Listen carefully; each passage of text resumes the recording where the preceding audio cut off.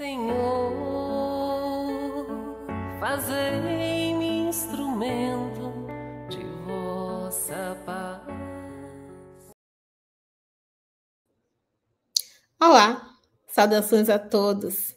Estamos aqui mais uma vez reunidos em nossa querida e amada COFA, Casa de Orações Francisco de Assis. Que nesse momento possamos estar em uma postura tranquila, calma, confortável, que possamos alinhar a nossa mente e o nosso coração com a espiritualidade superior. Que possamos dedicar um tempo para nós, para o nosso crescimento espiritual, pois assim como o nosso corpo precisa de alimento, a nossa alma também necessita de leituras edificantes, de reflexões, sempre à luz do nosso Evangelho e também aos pensamentos e ideias do nosso Jesus Cristo. E que dessa forma possamos vibrar pelo nosso planeta, que possamos desejar aos nossos irmãos paz, que possamos nos reconhecer como irmãos que somos todos nós, e assim vibrar por um planeta cada vez melhor. Que saibamos que precisamos evoluir em conjunto, então que possamos auxiliar as pessoas que estão ao nosso lado, que possamos vê-las, escutá-las, que possamos exercer o nosso papel como cidadãos, como os indivíduos que se importam uns com os outros. E nesse clima de paz, de amor, de vibrações, que possamos desejar uma boa palestra para o nosso irmão Flávio Neri, que hoje irá proferir uma palestra com o tema Caridade Moral. Seja muito bem-vindo, Flávio. Olá, querida Rose, como está? Muito bem. Então, estamos aqui, mas nesse encontro, fazendo essa exposição doutrinária para o COFA, que tem nos convidado a fazer as preleções de um formato diferente dos quais eu não estou muito acostumado, mas tenho tentado me adaptar e, assim, trazer a vocês que nos ouvirão aquilo que é a proposta da casa, falar hoje sobre a caridade moral. E para falar sobre esse tema de hoje, antes de entrar aqui na nossa gravação, eu abri o livro Vida Feliz, da nossa benfeitora Joana de Ângeles, e realmente, ao acaso, e cai essa mensagem no capítulo 39, que diz assim: não te esqueças das pessoas que transitam em situações mais humildes e difíceis do que a tua. Faze-te amigo delas. É fácil desejar compartilhar das alegrias, dos momentos de triunfo, das situações invejáveis que os outros experimentam. O ideal é ser companheiro de todos. A situação financeira, o poder, a saúde e a juventude são transitórios. Converte o teu amor na mais valiosa conquista da tua vida, repartindo-o com todos os indivíduos. Precisaria de mensagem mais significativa do que esta dentro do tema que nós vamos abordar? Acredito que não, né? Acho que essa mensagem resume tudo que nós precisamos viver com relação ao que diz respeito à palavra caridade. E como o tema caridade moral está dentro do capítulo 13 do Evangelho segundo o Espiritismo, é justamente lá, no capítulo que fala: não saiba a vossa mão esquerda o que dê a vossa mão direita. Na hora de escolher o tema, a coordenadora doutrinária, ela pegou o capítulo 13 nas instruções dos espíritos, que é o capítulo que, na verdade, que é o tópico 9, que fala da caridade material e a caridade moral. E eu, conversando com ela me disse que ficou com a caridade moral para mostrar a todas as pessoas como ela está ao alcance de todos.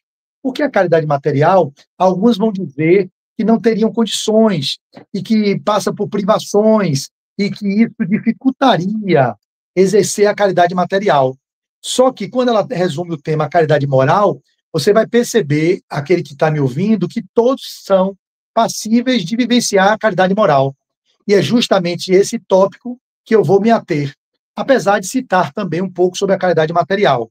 Então, para vocês que vão ouvir a exposição, não custa nada abrir o capítulo 13 e lá lerem as instruções dos espíritos e a caridade material e a caridade moral, dita pelo espírito Irmã Rosália, de Paris, 1860. Mas antes de falar sobre a caridade moral, acho que cabe primeiro a definição do que é que a doutrina espírita traz como caridade. Porque realmente, no movimento espírita, e nas pessoas que são religiosas de um modo geral, há uma tendência a pensar na caridade como sendo a caridade material.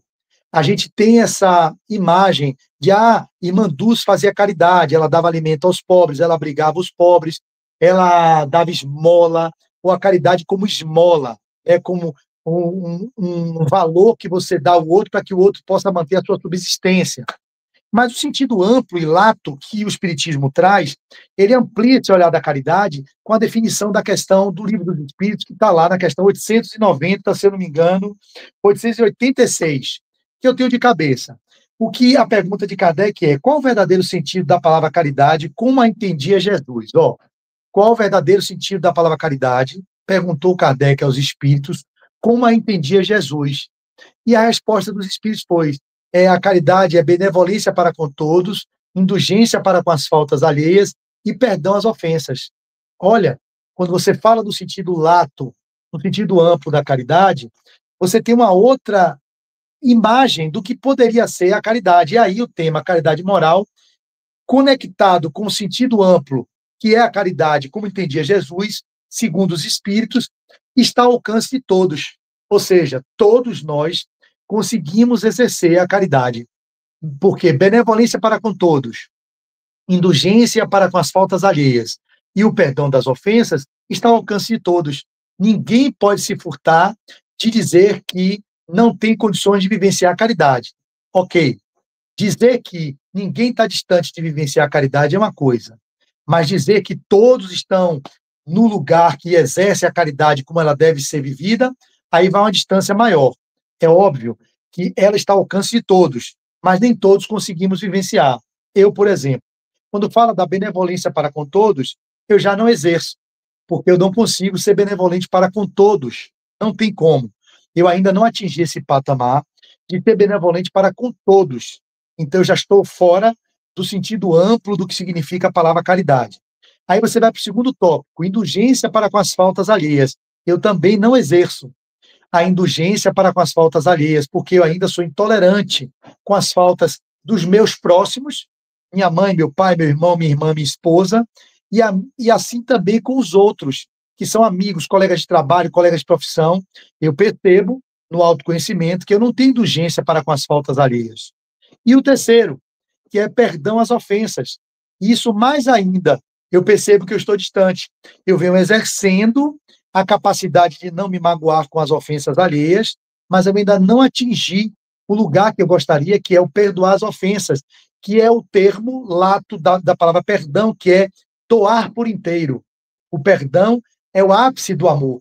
Ou seja, o doar por inteiro, que é o significado de pernoitar, passar a noite por inteiro, perfurar, curar por inteiro, percorrer, fazer o percurso por inteiro, perdoar, doar por inteiro. Então, onde é que eu estou? Eu estou nesse doar por inteiro? Não. Então, eu não consigo ainda perdoar as ofensas.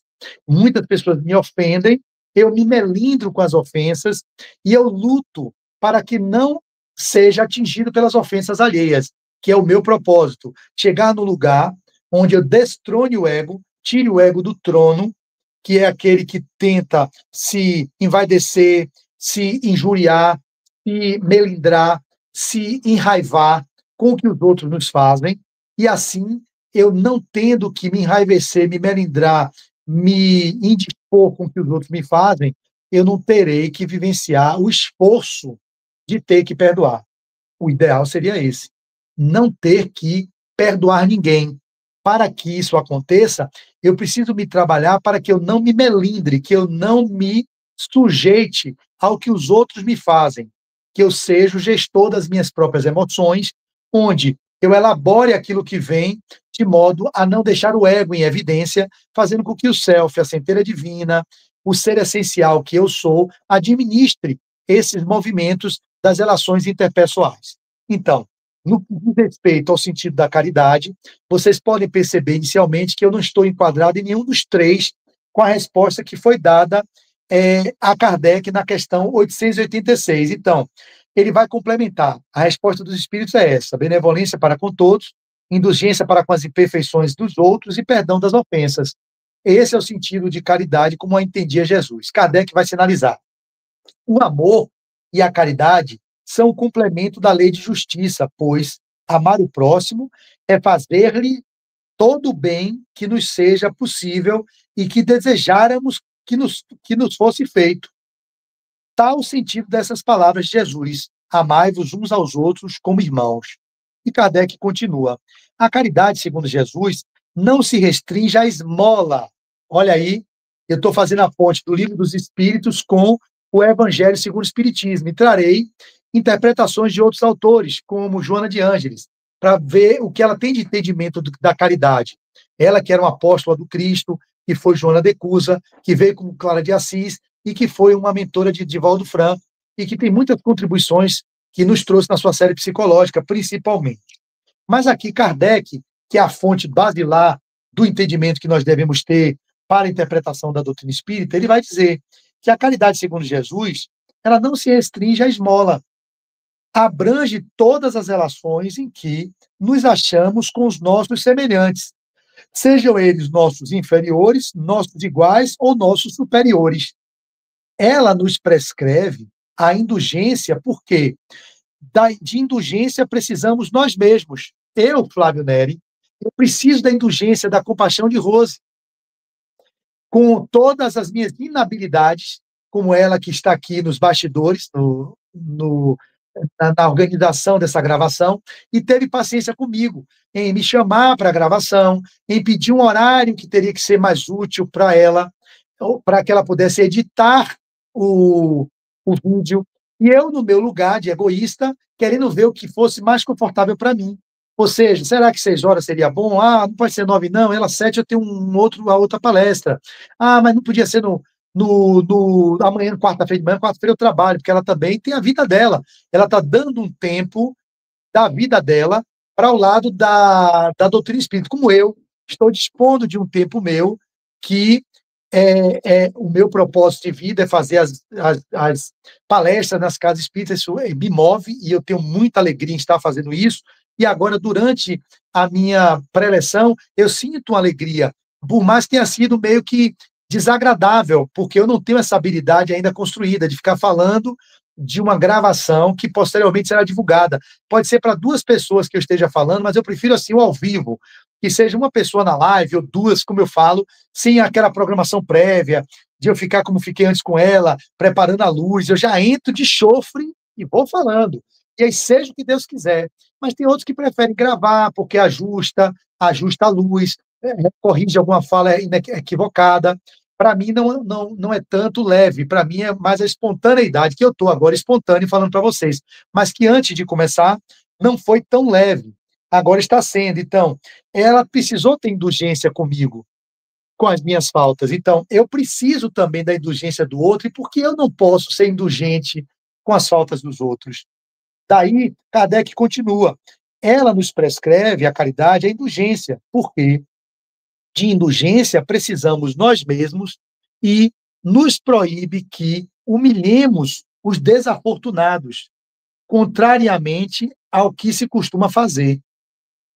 Apresente-se uma pessoa rica, isso é um ponto fundamental, e eu falo isso nas minhas palestras, claro, com esses 28 anos de vivência, estudo da doutrina espírita, isso já está espontaneamente em mim, pelos estudos, mas agora eu vejo aqui onde está essa passagem. Eu já li o Livro dos Espíritos 4, 5 vezes, está aqui, quando eu falo isso nas palestras, sem ler esse tópico, mas está aqui, foi bom, e agora eu estou lendo. Apresente-se uma pessoa rica e todas as atenções e deferências lhe são dispensadas. Falei isso, se não me engano, semana passada, numa palestra, que a gente, quando a gente julga o outro pela aparência. Falei no sábado, lá no Centro Espírita César Amor, Centro Espírita Semeadores do Amor, lá em Vilas do Atlântico.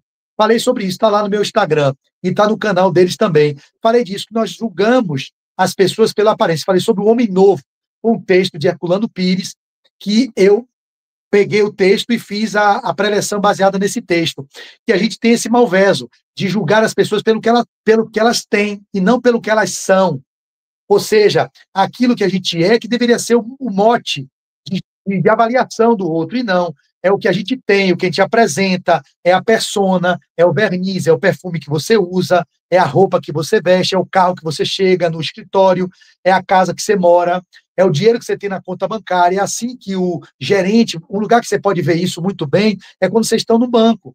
Você vai para o gerente, você é a conta Van Gogh, você é não sei o quê, Elite, é não sei o quê, não sei o quêzinho, é tratar de forma diferenciada, e aquilo é uma forma de massagear o ego de quem tem o poder aquisitivo. Você é um gerente pessoa física, você é aquele gerente normal, é o cartão que não é black, que não é platinum, que não é isso, que não é aquilo. Então você vai sentindo, aí você chega numa sala VIP, você tem um cafezinho, você tem um biscoito, você é tratado diferenciado pelo grau de poder aquisitivo que você tem. Me vê isso agora, e é real.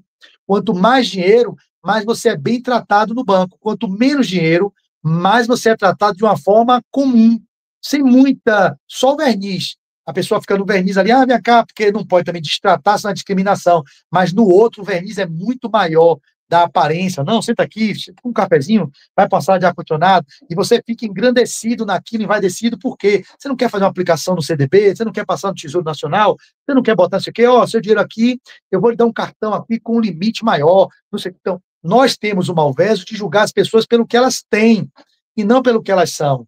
E a sociedade vive buscando isso, evidenciar-se para serem melhor aceitas, serem melhor incluídas nos ambientes sociais, né? Eu vejo isso em todos os lugares que eu frequento, nas casas espíritas de poder aquisitivo elevado e nas casas espíritas de poder aquisitivo muito baixo. Tem casa espírita muito rica, onde o público que frequenta é gente milionária, dono de shopping, dono de concessionária, dono de lojas, dono muito rico. E já outros centros muito humildes. Eu vejo as distinções das pessoas que estão frequentando essas casas. É diferente. Eu tenho 17 anos fazendo palestra, 15 anos fazendo palestra em centro espírita. Eu transito em várias casas e dá para perceber o trato com o palestrante, a pessoa que tem uma visibilidade maior, o status maior. Você trata as pessoas de forma diferenciada. Então, Kardec vai chamar a atenção que, se for pobre, toda a gente como que entende que não precisa preocupar-se com ela. Melhor, apresente uma pessoa rica e todas as atenções e deferências lhe são dispensadas. Se for pobre, melhor dizendo, toda a gente como que entende que não precisa preocupar-se com ela. No entanto, quanto mais lastimosa seja a sua posição, tanto maior cuidado devemos pôr em não aumentarmos o infortúnio pela humilhação. Mas cuidado com o pobre, que tem poucos recursos, com aquele cara que é agricultor, que quer abrir uma continha no banco, que não tem muito recurso. Dá a ele uma condição melhor de entendimento, até para ele poder administrar o pouquinho que ele tem. Mas não, isso aqui não vai ser muito para o banco, isso aqui é uma continha que vai manter só o salário mínimo entrando e saindo, é uma conta que não vai ter gasto no cartão de crédito, então para que tanta atenção? Mas é o contrário, a caridade devia ser uma preocupação maior. O que Jesus nos ensinou foi isso: os sepulcros caiados, os doutores da lei, os hipócritas, aqueles que eram tidos como os abastados. Ele tratava não com discriminação, mas ele tinha uma preocupação maior com os excluídos, com os menos favorecidos, com aquilo que era os párias da sociedade romana e de Jerusalém, que viviam à margem da sociedade, que não eram vistos como aquele que era o adúltero, a prostituta, o leproso, que eram os párias, né, considerados aqueles que não deveriam estar no status quo, que eram vistos como pessoas de mais dignidade, mais pelo que eles possuíam do que eles eram. Então, Kardec vai dizer, o homem verdadeiramente bom procura levar aos seus próprios olhos aquele que lhe é inferior, diminuindo a distância que os separa. Jesus também disse, vem a questão 887, amai mesmo os vossos inimigos. Ora, o amor aos inimigos não será contrário às nossas tendências naturais, e a inimizade não provirá de uma falta de simpatia entre os espíritos. Aí vai se continuando, que eu recomendo a vocês que vão lá no Livro dos Espíritos, no capítulo Caridade e Amor ao Próximo, questão 886 até a questão 889. São 1, 2, 3, 4 questões apenas, que vai falar sobre a caridade e amor ao próximo, que está lá no capítulo 11, parte 3ª, da Lei de Justiça, de Amor e Caridade. Então, o Livro dos Espíritos, que é o livro basilar da codificação, e foi desse livro, que surgiu o Evangelho segundo o Espiritismo, e é justamente no livro 3º que deu origem ao Evangelho, porque o livro 1º deu origem à Gênese, que é o livro que fala das causas primárias. Esse livro, que é o livro 1 do Livro dos Espíritos, originou a Gênese. O livro 2, que é do mundo espírita ou dos espíritos, originou o livro dos médiuns. Olha que interessante. Dentro do livro dos espíritos estava toda a codificação do Pentateuco que Kardec nos trouxe. O livro 1º originou a Gênese, que foi publicada em 1868, foi o último. Olha que interessante. O livro 1º, que é do livro dos espíritos, originou a Gênese, que foi o último livro publicado por Kardec no Pentateuco. Já o livro 2º, que é do mundo espírita ou mundo dos espíritos, originou o livro dos médiuns, que foi publicado em 1861. O livro 3º, que é esse que vos falo, que está lá das leis morais, originou o Evangelho segundo o Espiritismo, que foi publicado em 1864. E esse último livro do Livro dos Espíritos, que é das Esperanças e Consolações, originou em 1865 o livro O Céu e o Inferno. Então, nós temos dentro do Livro dos Espíritos toda a codificação em síntese, em questões que Kardec fez, que culminou em outras obras magistrais. Daí, no Evangelho segundo o Espiritismo, ele vai trazer mais aprofundadamente o livro 3º aqui dentro, ou seja, dedicou um livro inteiro às leis morais, que é o que faz o Evangelho segundo o Espiritismo, não o novo Evangelho. Kardec se ateve às questões morais, que são comuns em todas as religiões, como ponto que não é discutível, que é algo de tratado de ética e moral, que qualquer religião pode adotar como referência no budismo, no hinduísmo, no protestantismo, no catolicismo, no espiritismo, em qualquer religião. Se pegar as leis morais do Cristo, você vai ter um tratado de ética e moral, como disse Gandhi, que falou que se todos os livros sagrados fossem perdidos ou queimados ou destruídos da humanidade, se só restasse o Sermão da Montanha, que é a base do Evangelho do Cristo, você não teria nada perdido ali, você poderia erguer um novo tratado de ética e moral civilizatório, só com o Sermão da Montanha, que são as bem-aventuranças, que faz parte do Sermão da Montanha. Então, aqui, então, vocês têm o Evangelho que, no capítulo tido como 13, vai trazer o tópico caridade material e caridade moral, que essa irmã, chamada irmã Rosália, vai definir assim: amemo-nos uns aos outros e façamos dos outros o que quereríamos que nos fizessem eles. Passagem do Cristo. Toda a religião, toda a moral se acham encerradas nestes 2 preceitos. Se fossem observados nesse mundo, todos seriam felizes. Todos. Se observássemos esses 2 preceitos, que são: façamos aos outros o que quereríamos que nos fizessem eles. Não teríamos nada no mundo que pudesse ser contraditório. Estaríamos vivendo um mundo de paz, de completa felicidade, segundo Kardec aqui. Se fossem observados nesse mundo, todos seriam felizes. Não mais aí ódios nem ressentimentos. Direi ainda, não mais pobreza, porquanto do supérfluo da mesa de cada rico, que o que tem, quase toda a riqueza do planeta está concentrada na mão de 5% da população, salvo engano. 5% da população mundial, de 8 bilhões de seres, concentra toda a riqueza, a maior riqueza do mundo. 5 vezes 8 dá 240 mil pessoas, mais ou menos, é isso? Se fosse 50%, teriam 4 bilhões. Se são 5%, 5 vezes 8, 40. 400 mil pessoas, ou 4 milhões de pessoas, melhor dizendo. 4 milhões de pessoas. 4 milhões são 4%, não é isso? Se for 40, é isso mesmo. Acho que é 4 milhões de pessoas, está toda a riqueza do mundo concentrada em 5% da população. É um número completamente agressivo, porque são 8 bilhões de pessoas. É isso mesmo, Flávio? 8 bilhões, 50% seriam 4 bilhões. 50%. Se eu falei que são 5%, seria isso? Veja aí a conta, 5% de 8 bilhões seriam 4 milhões de pessoas, né? Acho que é 5 vezes 8, 40. ou 40 milhões. Se não é 4 milhões, seriam 40 milhões. É uma conta dessa aí. Mas é um número irrisório diante de tantas pessoas miseráveis que temos no mundo e tantas pessoas pobres que vivem no mundo. Classe média, e aí vamos falar os ricos e os milionários, os super ricos. Então, Jesus, ele mostra que não haveria tristeza, não haveria pobreza extrema. Pobres sempre os tereis, mas não miseráveis. Não era para ter miseráveis. A gente só tem por causa do nosso egoísmo, por não vivermos o princípio da caridade, como é o sentido amplo dela.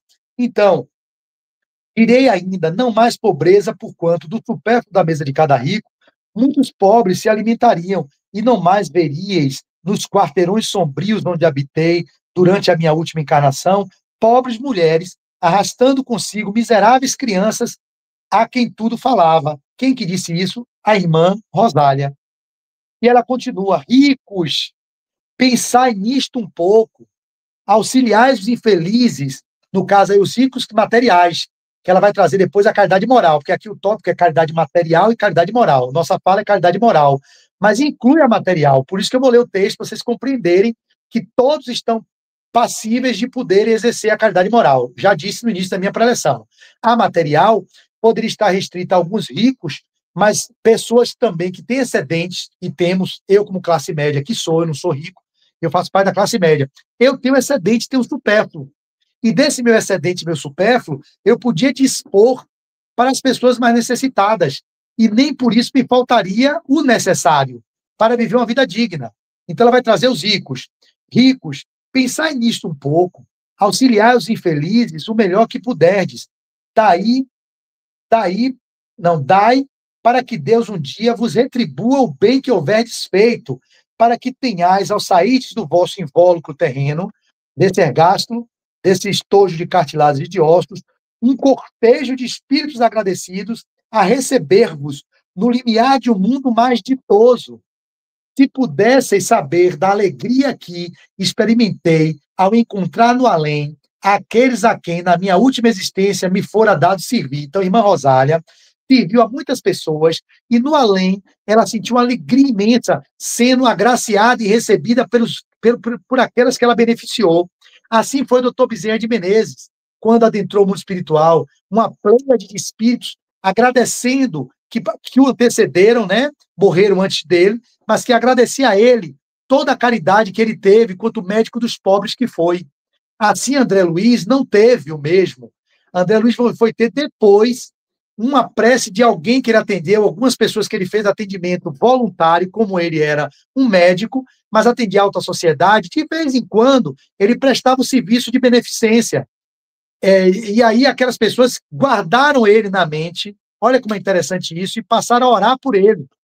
E essas orações de uma ou duas pessoas que oravam por ele, atuaram no plano espiritual em benefício dele. Olha que coisa incrível, né, Rose? E vocês outros que vão me ouvir, que agora eu falo para a Rose que eu estou gravando. Então, imagine, Rose, para uma pessoa ou duas que você já faça e que aquilo seja tocado no nível e de que a pessoa tenha gratidão, que é um sentido lindo, que a gratidão ao que os outros nos fazem, serviu para ele como um bônus, para que ele pudesse ter mais acesso a entidades venerandas que puderam, através das orações de pessoas que fizeram por ele, acessar ele. Isso é muito importante que nós deixemos claro para todos nós, que não façamos isso como uma forma, eu quero ter isso porque eu quero ter a oração de quem eu ajudo, que é uma troca, moeda de troca, de barganha. Não é esse o lugar que nós espíritas estamos, nós já atingimos um outro grau de entendimento do que a lei de amor, de justiça e caridade. Não é para não ser punido por Deus, não é para não ser castigado, não é para ter um benefício de estar numa colônia mais bacana, ou de ter um colchão que seja mais confortável para se deitar, ou ter uma sopinha, não ficar nas regiões trevosas, umbralinas. Você sabe que é estado de consciência. Então, isso é medido pelo desinteresse, o amor desinteressado, é aquele amor renúncia. Claro que nós não estamos nesse nível.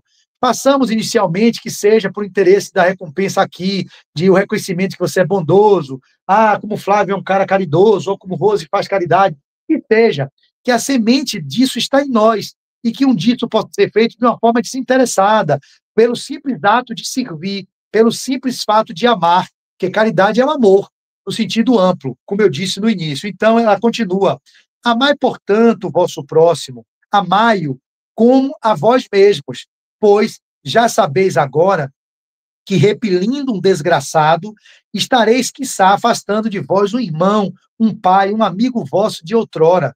Se assim for, de que desespero não vos sentiríeis presa ao reconhecê-lo no mundo dos espíritos, né? Imaginar que aquele que eu repeli hoje, que eu detratei, que eu machuquei, que eu não acolhi no meu coração, com a palavra de conforto, não só material, com afeto, com uma escuta amorosa, pode ter sido o meu pai, meu irmão, minha mulher, meu filho, de encarnações tantas que nós já vivemos, e aí teve a oportunidade de reencontrar em outra roupagem, ele como um mendigo, ou como um político, ou como um vizinho, ou como alguém que não esteja no nosso ciclo de consanguinidade, mas faz parte da nossa relação de filhos de Deus, que todos somos filhos de Deus, então somos irmãos. Mesmo que não seja um parente do passado, mas somos filhos do mesmo pai. E a gente poder se arrepender de, poxa, Flávio, aquele cara que você na rua negou uma quentinha, que seu coração foi tocado, que eu faço isso, é o que me move. Não é pelo pedido do outro, ô, meu tio, me dê um dinheirinho. Não, não me toca. Eu não julgo pelo que o outro me pede, eu faço uma avaliação pelo que me toca no coração. Se o pedido é de alguém que está me pedindo para usar para droga, mas me tocou no coração, eu dou. Se é um pedido para comprar um prato de comida, eu dou. Mas eu tenho que ser tocado no meu coração, no que diz respeito ao padrão da vibração que a pessoa emite, não no jeito ou na máscara que a pessoa usa para me persuadir, para me envolver, para me engabelar para aquilo que eu desejo dele imediato. Isso eu falo para o material, mas eu falo também para aquela caridade moral, que é a caridade da nossa fala de hoje. Uma não anula a outra. Vocês vão ver aqui no final. Então, desejo compreendais bem que o que seja a caridade moral, que todos podem praticar, que nada custa, materialmente falando, porém, que é a mais difícil de exercer-se. Tá vendo? A moral é a mais difícil de exercer-se. Porque o rico, às vezes, dá do seu supérfluo. O óbolo da viúva mostrou que Jesus pegou aquela passagem e disse assim: quem mais deu dentre os três? Foi a viúva, porque deu do seu necessário. Ela não deu do seu excedente. O outro deu 1.000 denários, digamos, ou deu 100, e ela deu um, ou deu uma moeda do denário, que o denário era uma moeda do dia de trabalho, era muito. Mas, se eu não me engano, era de um dia de trabalho. Ela deu menos do que um denário, denário, né? Denário. É um denário ou um denário? Não sei, me fugiu aqui. Mas deu aquilo. Então, ela deu do que era necessário, mas deu do coração. Ela botou lá no gasofilácio o óbolo. É o óbolo da viúva. Então, a caridade moral consiste em, aí vem o tema, em se suportarem umas às outras as criaturas, e é o que menos fazeis nesse mundo inferior, onde vos achais por agora encarnados. Ou seja, a indulgência para com as faltas alheias, suportar uns aos outros. Grande mérito há, Rose, e vocês todos que nos ouvem, crede-me, grande mérito há, crede-me, em um homem saber calar-se, deixando fale o outro mais tolo do que ele. Fale outro mais tolo do que ele. É um gênero de caridade isso, saber ser surdo quando uma palavra zombeteira se escapa de uma boca habituada a escarnecer, não ver o sorriso de desdém com que vos recebem pessoas que muitas vezes, erradamente, se supõem acima de vós, quando na vida espírita, a única real, estão não raro muito abaixo, constitui merecimento não do ponto de vista da humildade, mas do da caridade, porquanto não dar atenção ao mal proceder de outrem é caridade moral. Então, não dá ouvido ao mal proceder do outro é a caridade moral para com o outro. Não dá ouvidos àquilo que o outro profere de impropérios contra você é uma caridade moral para o outro, porque os outros os agressores são doentes. Aquele que agride é doente. Eu estou lá? Não. Mas é a proposta do Cristo? É.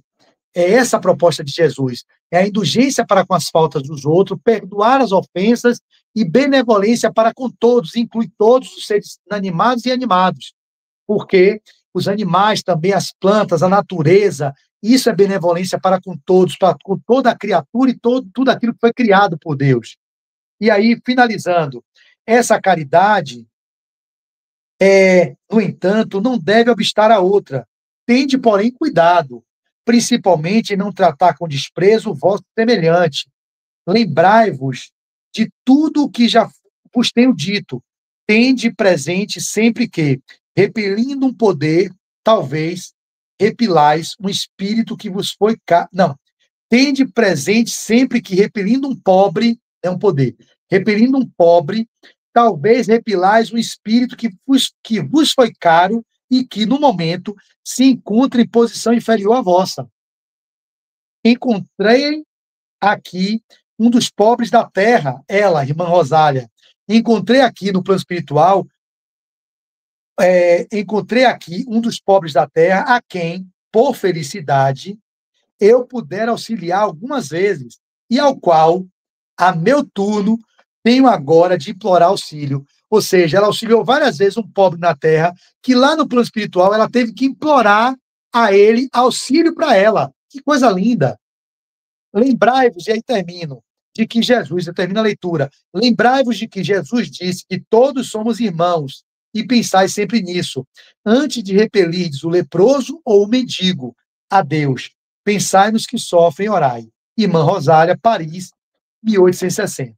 Então, aqui é um espaço grandioso de reflexão para o que é a proposta da caridade. E aí, quando a gente vai ler, quando adiante, no livro Plenitude, ela vai trazer uma definição de caridade que é assim que ela entende, baseada em tudo que ela tem de base do Cristo. A caridade, que é o amor na sua expressão mais elevada, para ser real, exige a iluminação de quem a pratica.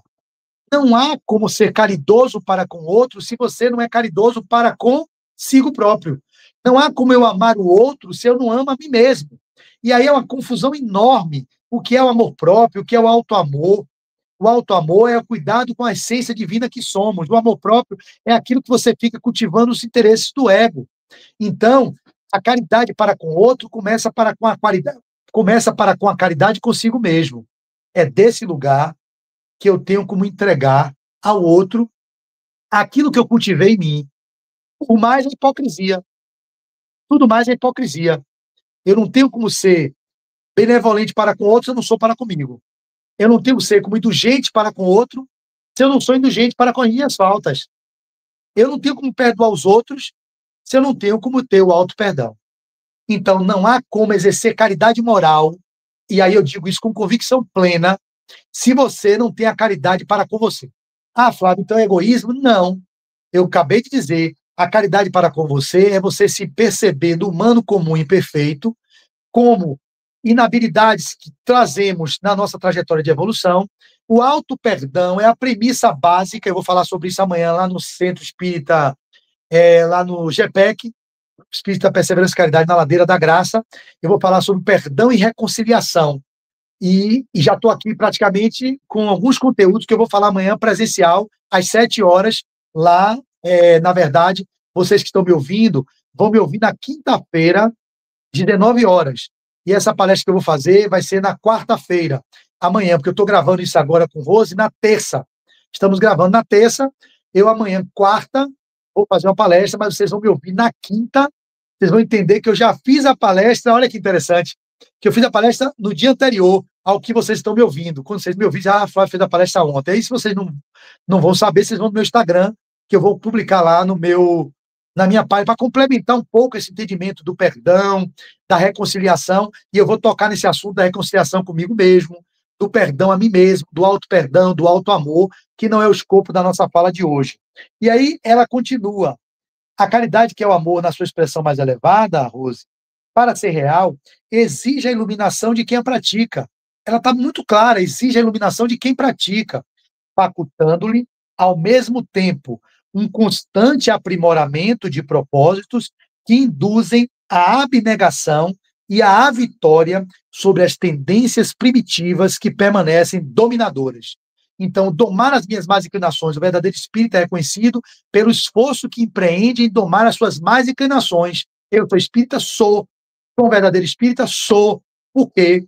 Eu venho me esforçando desde que eu adentrei a doutrina espírita, especificamente em 1997, 96, para domar as minhas más inclinações. Significa que eu domei? Não. Mas eu venho me esforçando. Então, o verdadeiro espírita não é aquele que domou. O verdadeiro espírita não é aquele que já se iluminou. O verdadeiro espírita é aquele que se esforça, está lá, que se esforça e eu tenho certeza que eu venho me esforçando ao longo desses 28 anos no Espiritismo, salvo engano, vou fazer 29, para domar as minhas más inclinações. E, finalmente, pelo seu extraordinário conteúdo emocional, que é a caridade dulcifica aquele que a pratica e abençoa quem a recebe, dignificando, promovendo, ajudando a superar-se. Não é invalidando, diminuindo, desempoderando o outro. Você empodera o outro, você faz, por isso está lá no capítulo que a vossa mão esquerda não veja o que fez a vossa mão direita. É por isso que o capítulo do Evangelho é justamente esse, que inclui, não saiba a vossa mão esquerda o que dá a vossa mão direita. Você não faz humilhando o outro, ostentando. A verdadeira caridade é aquela que é feita nesse sentido, que você dignifica o outro, promove o outro, ajuda o outro a superar-se, a erguer-se do lugar que ele se encontra, não humilhando, elevando. E ela termina, por isso, verdadeiramente, a sua é uma ação, no caso, a caridade de profundidade, que exige requisitos especiais adquiridos através do esforço de constante aprimoramento espiritual. Então, não há como eu evoluir moralmente sem o exercício da caridade. E a caridade é base para o desenvolvimento da moral, que é nesse exercício da benevolência para com o outro, da indulgência para com as faltas dos outros e com as nossas próprias faltas, e o perdão às ofensas dos outros com perdão às nossas próprias ofensas, que nós podemos estar nesse grau de entrega de caridade. Isso ela diz no livro Plenitude, no capítulo 8, mas já no livro Jesus e o Evangelho, à luz da psicologia profunda, que é o livro do volume 11 da série psicológica, ela vai trazer a caridade proporciona segurança social, respeito pela natureza em todas as suas expressões. Olha ela ampliando o olhar da caridade, segurança social, segurança de toda a sociedade, respeito pela natureza em todas as suas expressões. Então, olha a caridade ambiental, motivação para uma vida engrandecida. Ela expressa, como nenhuma outra proposta transformadora, a lei de amor, que é a alma da vida. E, finalmente, no livro Jesus e o Evangelho à luz da psicologia profunda, ela finaliza: esse é o sentido exato da caridade, libertação do ego e plenitude do self. Meu Deus, para mim, isso aqui é a frase que resume tudo que eu poderia trazer essa noite, nesses 3 minutos para encerrar, que é: caridade, esse é o sentido exato da caridade, libertação do ego e plenitude do self. A caridade resulta na lição mais pura e mais profunda do amor de Jesus. Então, meus queridos, quando ela diz isso, que a caridade é a libertação do ego e a plenitude do self, ela resume tudo que eu poderia dizer. Quando você se liberta das paixões egóicas, do primarismo, daquilo que é instintivo, que é o predomínio do ego em detrimento do self, você pode estar em contato com o que é o divino em vós, que é o divino em si, que é a centelha divina, que é o espírito imortal, que somos filhos de Deus. E nesse lugar da expressão do divino, nós exerceríamos o sentido mais amplo da palavra caridade, que é a caridade moral, no sentido da benevolência para com todos, a indulgência para com as faltas alheias e o perdão às ofensas. Era isso que eu tinha para entregar a vocês. Espero que vocês utilizem-se desse tema para o exercício disso no cotidiano e na vida, porque eu venho me esforçando, posso lhe garantir, para vivenciar isso. É difícil? É laborioso? Mas o que não deve faltar é a vontade firme de vivenciar. Se tiver vontade, logo, logo, estaremos vivendo da bem-aventurança, da felicidade possível, que é possível de viver ainda nesse mundo de provas e expiações. Muito obrigado e muita paz.